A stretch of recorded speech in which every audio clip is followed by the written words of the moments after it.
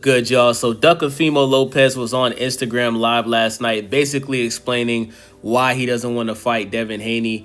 It has a lot to do with, contracts and offers that he was promised before he took his fight with Arnold Barboza that ended up not happening. So listen to the video. Let me know what y'all think. Subscribe, thumbs up, leave a comment. I'm out. Haney, guys. All right. I think I'm gonna publicly announce it right now. Okay. And this is not talking bad on Turkey Al-Sheikh. It's not talking bad on any of the guys that was part of the deal. However, listen, I don't mind fighting anyone they put in front of me. However, I am a prize fighter. I am a person that is about principles.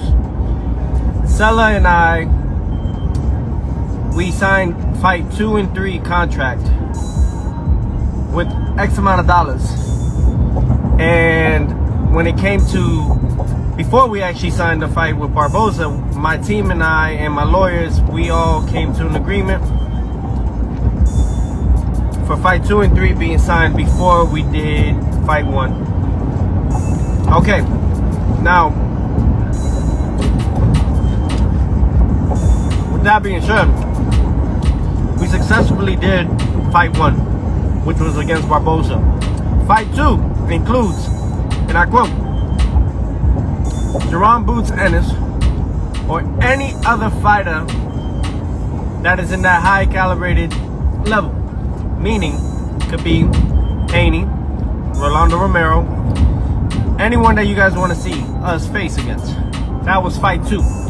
That was signed and sealed with X amount of dollars that I will not express here. There's none of your damn business. When we came to fight 2, they Sella and Riyadh and all this said we're not gonna pay you what we agreed on for August.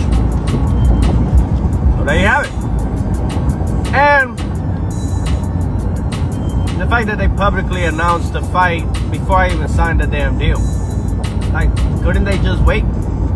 I felt like part of me feels like I got kind of like jobbed in the sense of like, was the Boots fight even something that was happening or not? Was it or not? Or was this all a scheme to just put Haney in front of me because, Haney's and Garcia messed up the bags for a rematch. I was the only one that performed and executed and tried to make everyone, excited. Just to come back with take it or leave it. I don't want to fight Haney. Basically, this all comes down to money, man. Teofimo Lopez, he's trying to make it seem like he really wanted to fight Jerron Boots Ennis. And you know what?